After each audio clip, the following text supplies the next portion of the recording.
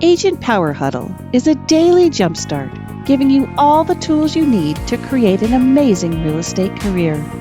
Led by top experts in the field, you'll learn how to sell more houses in less time while creating the life you want. Welcome to the Agent Power Huddle. Good morning, everyone. Happy Friday. Okay. We're here today because we want to talk about content. You know, it's my favorite thing. If you've heard me before, you've been on my calls, you know how much I love content, right? Is that a surprise to anybody? No, hopefully not. Okay, so I'm going to share with you today my top 5 content secrets. Actually, not that secret, but my top 5 content secrets that will help you start to grow your audience and convert your audience right now. Okay? Because the reality is, a lot of times, raise your hand if you can relate to this, or do you feel like you're putting content out and it's like a hamster wheel of what do I put out? When do I put it out? What do I say? What do I do? How do people respond? What do I do when people respond? I don't know what to post. I don't know when to post it. I don't know the best time to post it. I don't know if I should put it on Facebook. Don't know if I should put it on Instagram. Todd's like, yes. That is literally like, I am not the only one who's ever felt that way. Is that correct? I'm sure every single one of us on this call at some point has felt that way. Okay, great. We're in the right place. Okay, so I'm going to share with you my top 5 content secrets. So let's get right on into it. You know how much I love slides. So here we go. Okay. No, you don't need to see the cover slide. The first one I want to talk to you about is create content for your audience and not for yourself. This is a big one. And the reason I say this is because most people, when they come to me and want to know how to start creating content, I say, well, let's take a look at your content.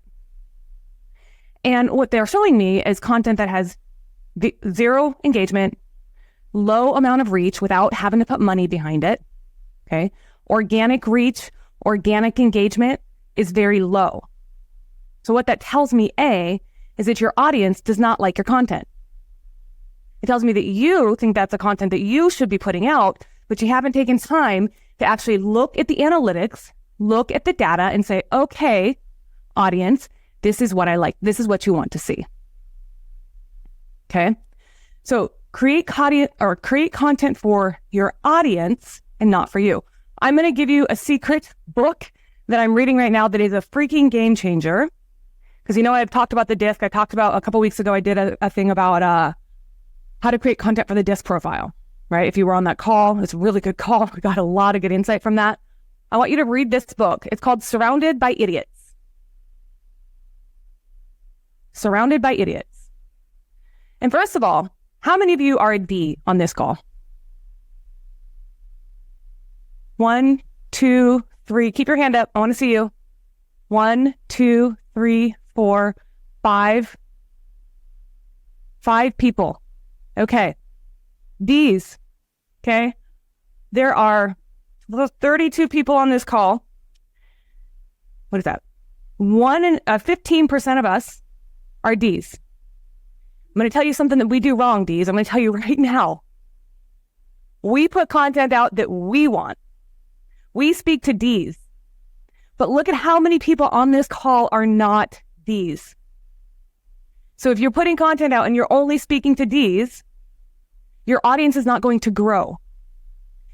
Now, don't get me wrong. You still want content to speak to D's so you can convert the D's. But if you want to find more D's to get into your audience, you want to find more D's, you want to grow your content, you want to grow your channel, you got to speak to the people that are not D's. And D's are guilty of this. I can point out a D based on your content about 95% of the time. Okay, short bullet points, do. Okay. Less than 5% of the population of people are D's, which is very weird for me. I'm going to tell you, it's weird. I learned that fact. I was like, wait, what? Like, not everybody's like me? Not everybody's a D? Oh my gosh, because a lot of my friends are D's. A lot of my really close friends are D's. A lot of them. But we are a product of the 5 people that we surround ourselves the most with. Isn't that what I think Jim Rohn said that? So that's not surprising that a lot of my friends are Ds. But if you are a D and you are speaking to Ds, stop doing that. Or you can keep doing that, but don't complain when your audience doesn't grow, because that's why it's not growing. The highest percentage of population of people are an S. So how many of you are S's on this call? Or have a high S? There's probably a lot more I's on this call than anything, because a lot of realtors are I's. The largest population of people are S. So if you want to grow your audience, you need to create people or create content for people who are an S. I will give you some adjectives. You asked a great question. I will give you some adjectives. I love this book. It's so good. I'm like, ah. Okay, let me show you what S people tend to describe themselves as. Well, please, I'm getting there.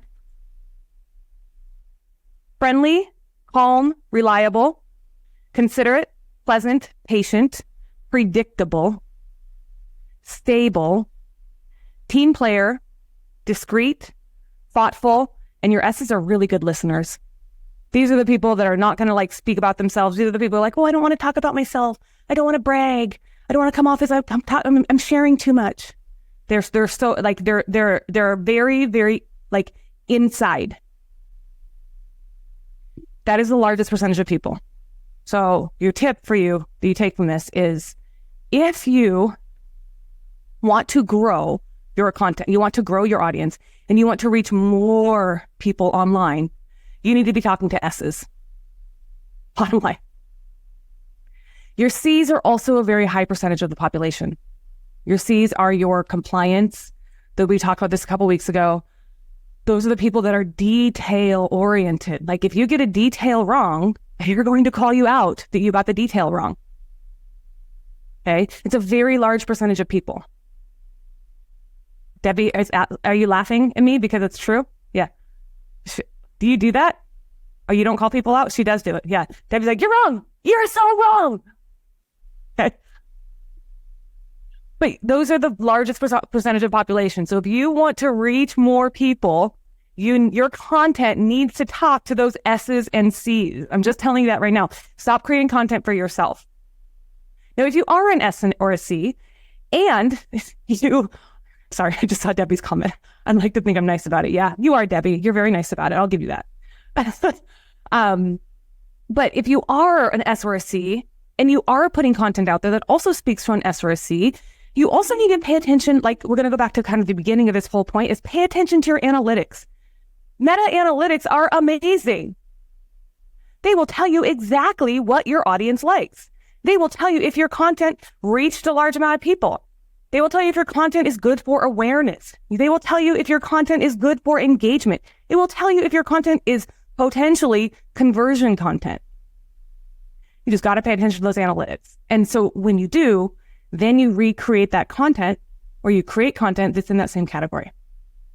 A really good example is I was working with an agent yesterday about her content, and we looked at her analytics, and we realized she's like, I don't have any good content. And I'm like, do you not? Okay. I think our top performing video had like maybe 100 views. So, I mean, to some people that could seem like that's not good, but there's a lot you can learn from 100 views based on the metrics, based on how the metrics are split up and what they're telling you, what category they fall in, whether it's awareness, evaluation, consideration, or conversion, or the four cycles of the content funnel. If you know how to read your analytics, you can actually take your video that has only 50 views or only 100 views and make that even better for you. Okay. Next. Let's move on. Thank you, Steve. He's like, but light, the darn sunshine. Washington, it's darn sunshine in the morning. Okay. This is kind of point number 1 and point number 2, because they just go kind of hand in hand. Is you got to review your analytics. We'll probably talk about that a little bit further in a second, because like I said, your analytics will help people go down the funnel of content, your audience funnel, and you'll be able to find the people and get them to convert to you. Next tip I want to give you is recycle your content to multiple formats. So what I mean by this is not just taking your content from Facebook to Instagram to YouTube to TikTok. You've actually got to recycle your content into different formats. There are multiple types of formats. There's talking head, there's a short form reel, there's static posts, there's carousels, there's a long form talking head, there's visual metaphors, visual storytelling. And your content should actually be recycled in multiple different ways. So like an email or a video that performed really well on a talking head, for example, should be recycled into maybe a longer form YouTube video. Maybe that should be recycled into an email drip campaign. Maybe that should be recycled into a short form reel. Could be recycled into a carousel. Could be recycled into a photo. But you got to recycle that content. Let it live forever and ever. The one thing I hate is when people say social media is where content goes to die. It's 100% not an untrue statement. 100% untrue. I have content that I'm putting out today that I've created 15 times. No one knows it. Because I've created it 15 times because it performs well for me. Because I look at my analytics and I say, okay, all right, analytics, what are you going to tell me today? So we look at our analytics, we go 30, 60, 90, 180, and 2 years back. So we look at content all the way back to 2 years.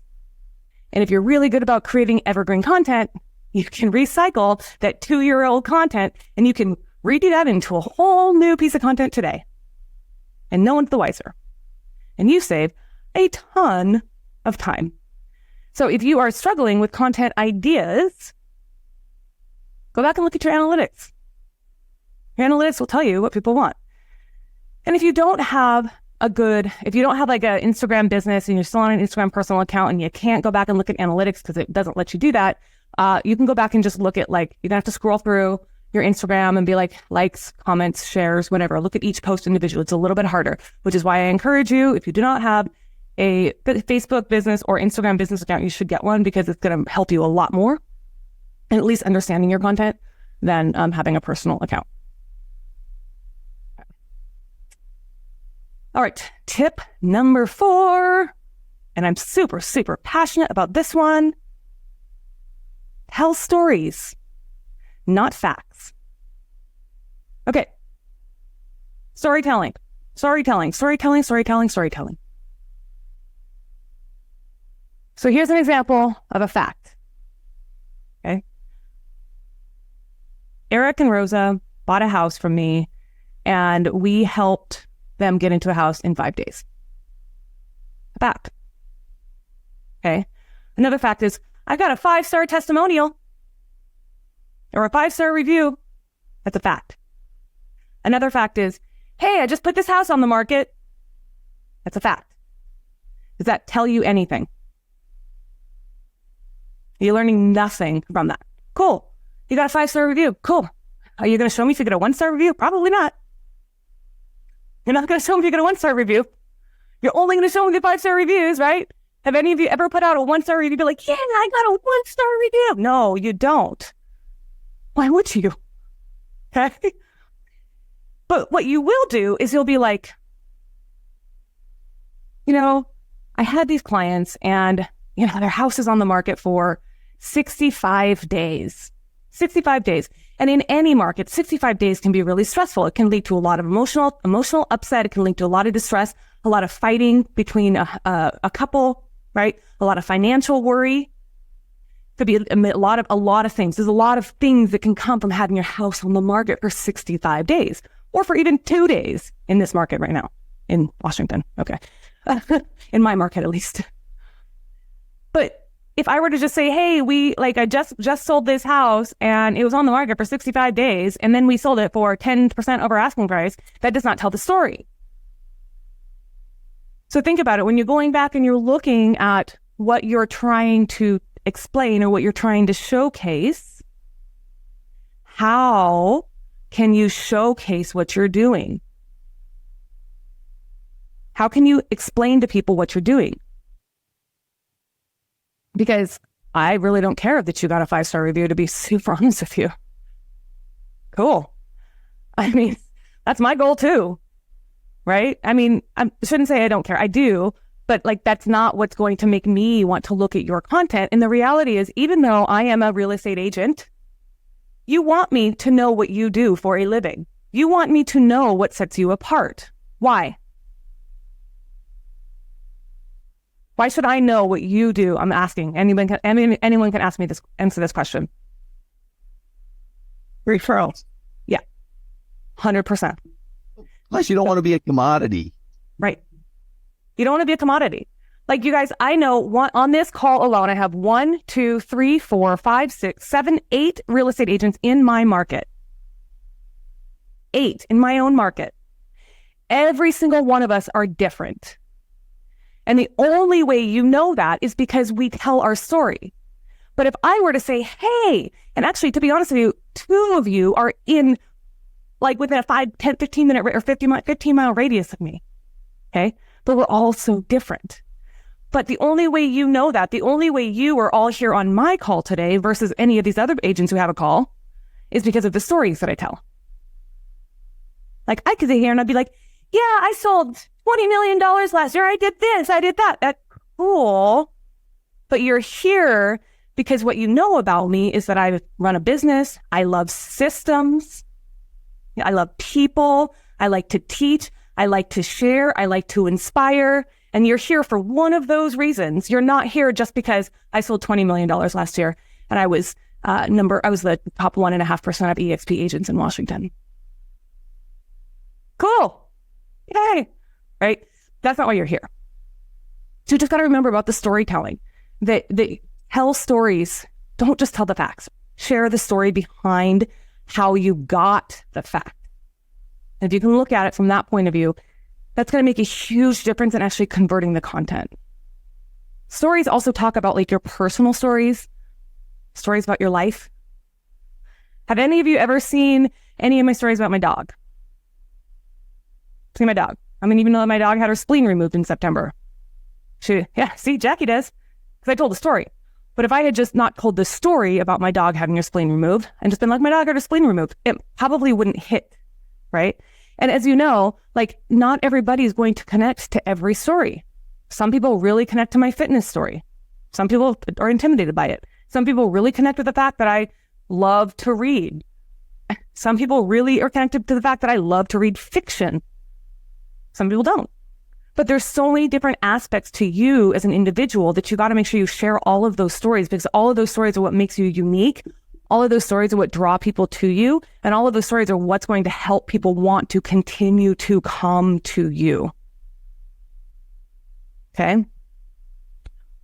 I have a couple questions that I will answer at the end. I want to share the last tip. The last tip is probably my favorite one and the most important one. Do not do this. Do not post just listed or just sold. I'm not going to put that any other way. Just don't do it. Why? Does anyone know why I say that? I do. It's not a story. Nobody cares. Yeah, nobody. I heard nobody cares. Not a story. It's a fact. Cool. I just listened. But the reality is the way I look at it. Who here has a real estate license? Okay. Do you know how to just list and just sell a house? Okay. Hate to break it to you, there's 45 of us on this call. So we all know how to just list and just sell houses. So if I'm not sharing the story behind the just listed or the just sold, I'm just like every single one of you on here. There's nothing different about us. So get the just listed and just sold out of your feed. Stop doing it. Sarah Stone actually had a really good story. She did a video. She did a home tour reel. I showed her gave her some ideas on how to do a home tour reel. And she had a listing that had been on the market. I think it was stale, like it had been on the market for a few months. And she did the video in a different way. And she actually had someone reach out to her from the video and just say, hey, I want to go take a look at that house. Did they buy yet? I don't think they bought that house, but did they buy yet, Sarah? Not yet. Are they still shopping? Yeah, they're still shopping. That's an $800,000 buyer that Sarah picked up from one video by telling the story the right way. So I'm not literally not just saying that. Samara in Florida, she did the exact same thing. She did a home tour the way I told her to do a home tour. And she had a buyer come through her Facebook page and say, hey, I want to go look at that home. And now they're working together. So if you're not sharing your story, people are not going to reach out to you and just say, hey, I want to come buy and sell from you. I can share my stories all day, every day. I like other people's stories better. Okay, so there's a couple of questions in here. What are S people like? We talked about that. Joy says, I'm so guilty of this. I can't send those long rambling posts all the social media tell us to write. No, I don't want to share my feelings with everyone. Thank you very much. Joy, there you are. I see you. I can totally relate to this. I got to tell you, those stories where I share my feelings, thank you very much, those are the ones people love. I know people love it. It's just not about you. I know. And I meant to say all the social media coaches, say to do that. I'll write all the long thing. And, I know it's not about me. And you could have knocked me over with a feather today because you said that. And I said, oh my God, I'm 100% guilty of not getting out of my D. Yeah. It is not about you. Your content, I hate to break it to you, your social media is not about you. I know. If you're using social media as a marketing tool. Now, if you want to use your social media as a personal, it's all about me, cool, that's fine. But once you have decided to use social media as a marketing tool, it is no longer about you. Yeah. And you're right. It just really hit me today. I mean, it was a ton of bricks because I would say, went to dinner, such and such, loved it, whatever. And that's enough for me, instead of all the details. And yeah. Now, don't get me wrong. There's a nice balance. Like you want to have some that are just kind of about you, right? Yeah. You want to be authentic, right? So don't make everything not, authentic. Don't make everything like that. But you have to throw in a sprinkle of that because that sprinkle every now and then is going to be what people are going to be like. You know how many people reach out to me? I posted my fitness story many times. I posted in a bunch of different ways. Every single time, people are like, oh my gosh, you're so inspiring. There's so many different things. And some of my best clients have come from me posting about my gym, about being a gym fanatic. Okay. No one really cares. I mean, unless you're really inspired about going to the gym and getting in shape, right? But there's a lot of people out there who are. So you got to think about the things about you that make you unique. Like there's a lot of people, probably even on this call, who are really want to get in shape, really want to know how to do it. There's a lot of people on this call who really want to know how to build habits, that discipline. A lot of people. And so the more you can share those things about yourself, the more people are going to connect with you and want to buy from you. So I would encourage you, yes, Joy, we are both high Ds. I would encourage you to post that. Okay, so Amy says, my growth is also in recruitment of agents for my team and brokerage laser focus in 2024. I am a high DI. I need to figure out how to do an S or C. This will be tough for me. Yeah, Amy, it is. Are you here? Where are you? Where's Amy? There she is. She's just not at her desk. Okay, well, this is recorded, so watch it. I'll tell you what, the speaking to the SCs is challenging, but I will tell you, my husband is a high SC. So it's a lot easier for me to learn. Fortunate, I have a partner in my life who's completely the opposite of me when it comes to that. We balance each other. I'm this, and he's wait a second. Let's think about this multiple times. So Amy, I was actually talking about your question. I just saw you came back. We're talking about how to communicate with an S or a C. Yeah, that's where you got the touchy feely emotions. That's where you got to, I know, Amy, but Joy and I just talked about this. Is the touchy feely emotions. It's those of you who have a hard time connecting with the SC, just tell more stories about yourself. Just tell personal stories. I'm like, how do you not get touchy feely and emotionally connected? Because I'm an IC. And so I'm all about the touchy feelies, but I'm also a detail person. Yep. Those high I's probably have a lot. It's a lot easier for a high I to connect or to at least talk about their feelings. It's hard for the I's to actually want to hear what other people have to say because I's are like, hey, that's an I. That's what an I is all about. So it's really easy for them to connect with a touchy feely. Okay. So you I's out there. Okay. You have your chance. Talk about yourself all you want. Share all you want about yourself. Now's your chance. I'm telling you to do it. Okay. But us Ds, okay, I am a DI and also a C. I am 0 S. 0. Maybe a little bit. Like, tiny bit. But I'm pretty much a DIC. But yeah, you got to just like talk about yourself.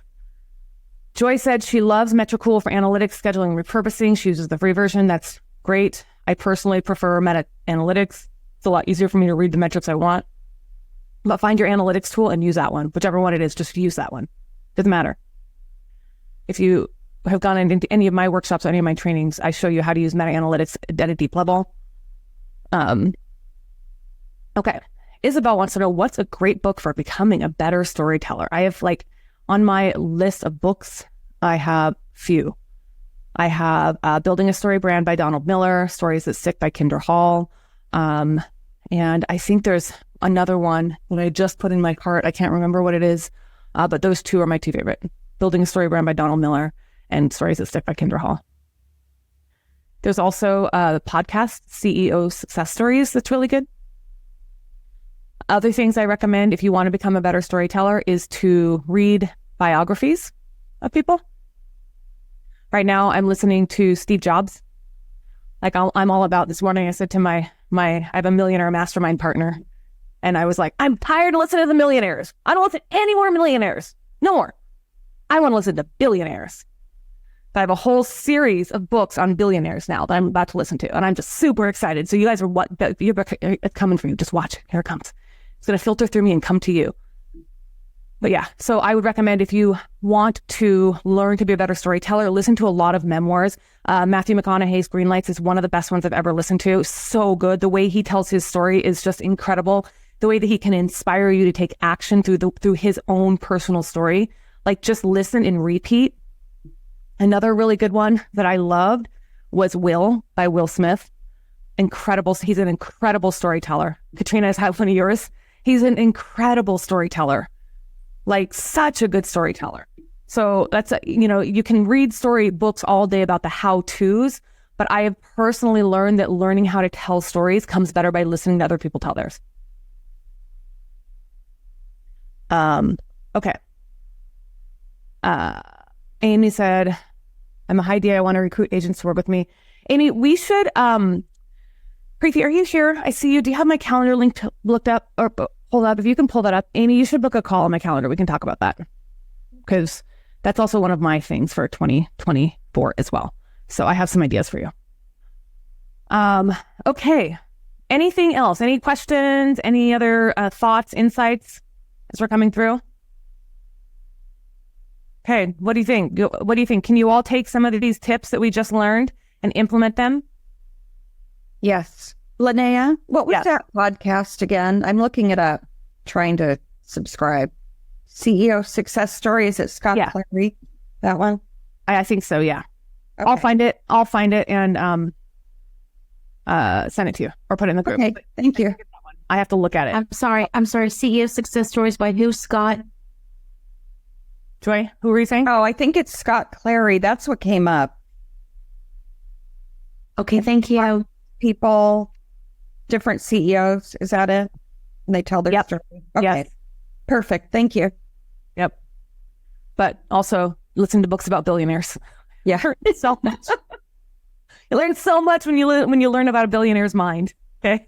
And also books about billionaires are amazing because look at how much education you're getting it for almost $15 if you're listening to an Audible, $25 if you're reading it, and you're learning how to become a billionaire for $25. So why not do that? Okay. All right, everyone. Thank you so much. I hope this is helpful. I will see you next week. Actually, Krista is going to be on the call next week. She's going to be coming and sharing some of her video tips because we all know she is the original video queen. So she's going to be coming and sharing some of that. And then after this, we actually have a series of people coming up. Sabrina Shaw, she's going to be here in March 1st. And if you want to know YouTube, you want to talk to Sabrina. Sabrina has got about 17 clients in contract right now from YouTube.